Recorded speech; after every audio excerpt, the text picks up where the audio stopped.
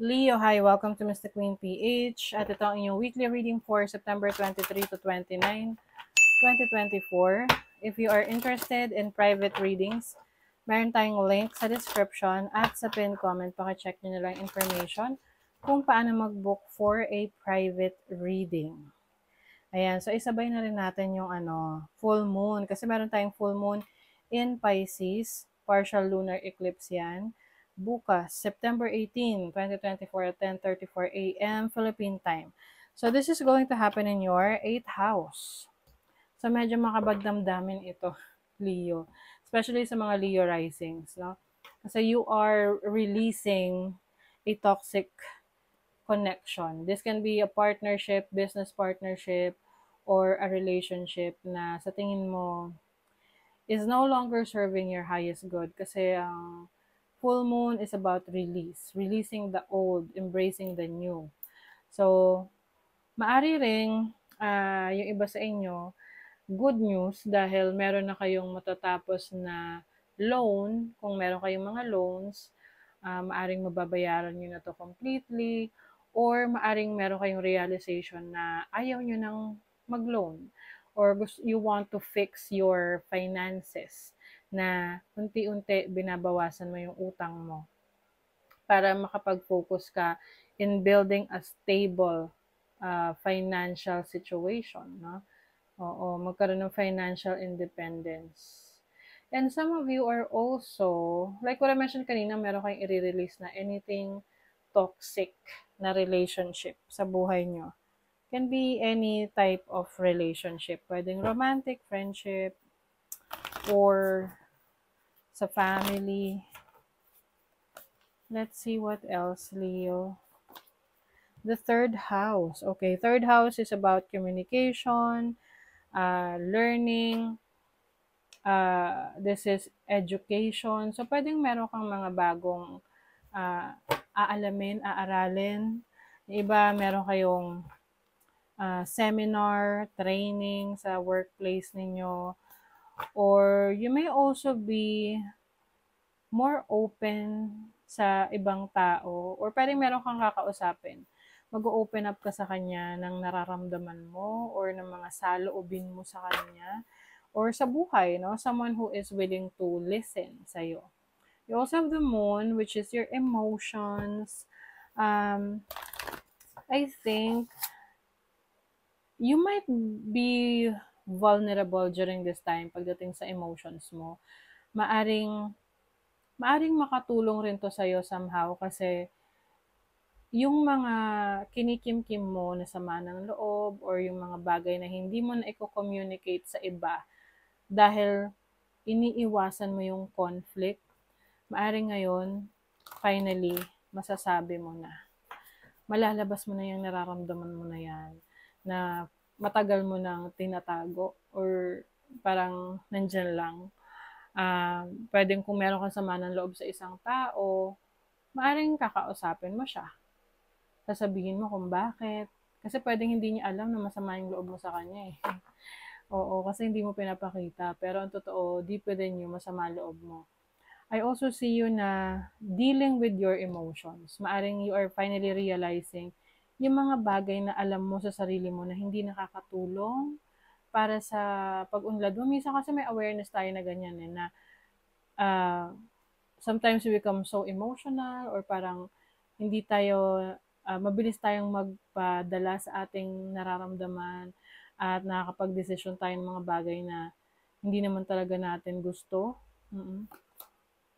Yes, ito naman, mayroong Virgo energy which is digest. So, ibig sabihin nito, lahat ng mga information na malalaman mo, iintindihin mo talaga. No? Hindi mo ito yung parang ipagpapawalang bahala dahil meron kang ibang paniniwala. No? You will try to widen your perception. Kung may mga situation or tao sa buhay mo na dati hindi mo naiintindihan, ngayon maaring lalawak yung understanding mo. Maaring part rin niya ng awakening or spiritual awakening na you are also experiencing. Let's see what else. You have the King of Cups, feminine energy. So yeah, I feel like you will focus on taking care of yourself, taking care of your emotions, na meron kang certain control over your emotions. Alam niyo ba, napakaganda kung meron kang control sa emosyon mo. Kasi it's a superpower, 'di ba? Na minsan kasi tayo, meron tayong nasasabi or nagagawa na pinagsisisihan natin or pagsisisihan lang natin dahil nagpadala tayo sa emosyon natin. So I feel like you are going to be more sensitive sa paligid mo, sa nararamdaman mo, but also yung magiging epekto ng mga bagay na sasabihin mo dahil sa emosyon mo. You also have the King of Wands. I see you becoming more creative.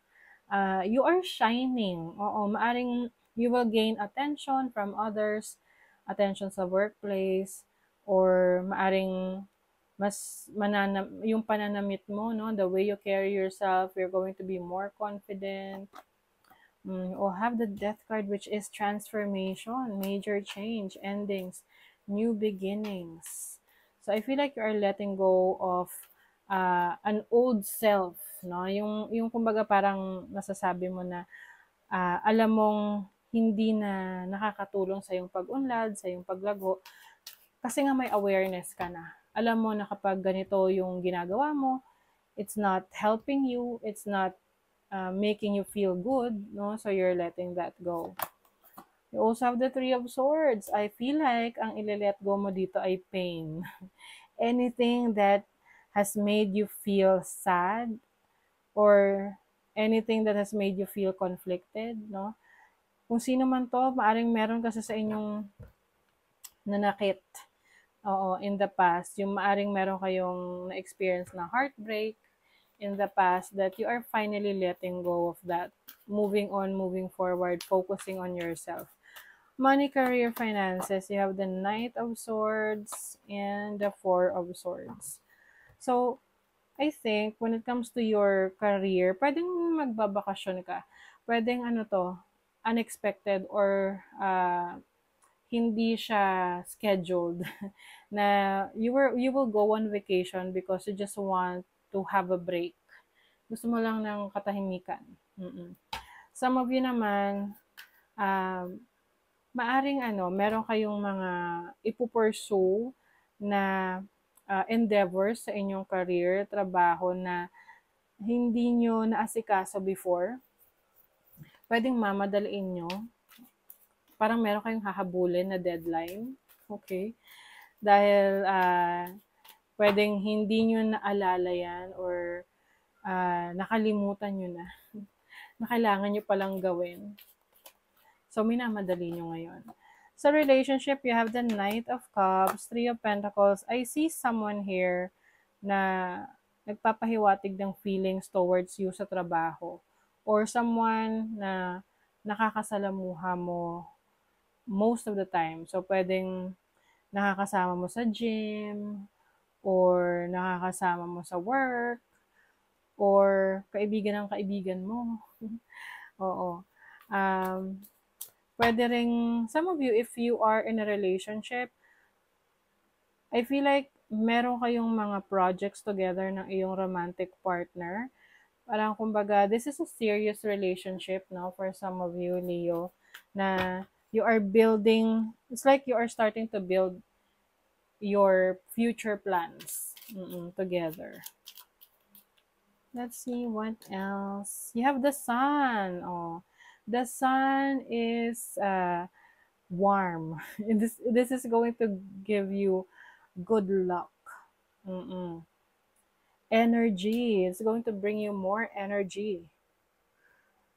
Yes. So I think this is also your energy, Leo, kasi ruled kayo by Sun.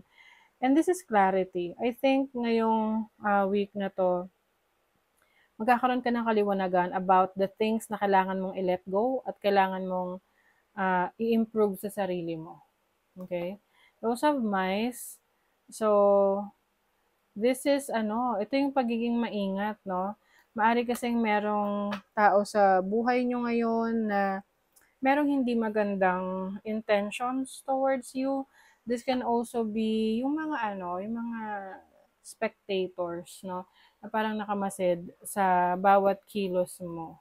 Kaya, kung sino man yung mga taong pagkakatiwalaan mo ng mga important information about yourself, about your plans, eh talagang ano, selected lang talaga. Release your blocks. O, lagi itong lumalabas sa mga reading, lahat halos ng sign. So, you are releasing your blocks, anything na pumipigil sa'yo para magawa mo ang isang bagay na gusto mong i-pursue. Oh my God, o Leo, you're opening up to change. Yes, definitely. So, meron ditong major change that is happening in your life. I think nangyayari na to ngayon at magpapatuloy next week moving forward. So you are embracing a new chapter in your life. Okay, so that is your reading, Leo. Thank you so much. Bye.